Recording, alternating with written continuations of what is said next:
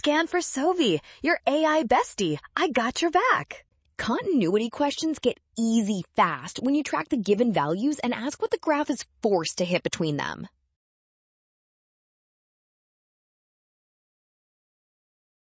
Since the function is continuous on the whole closed interval from 0 to 2, its graph cannot jump, so every value between outputs must appear as you move along.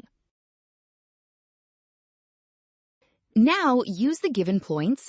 F of 0 is -2 and f of 1 is 5, so -1 lies between those outputs on that continuous stretch.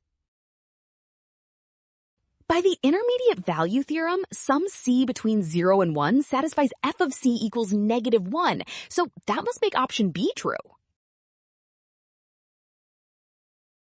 Well done, option B. Scan now, watch signs, avoid rushing. Trust the given values and check which theorem guarantees an in-between output.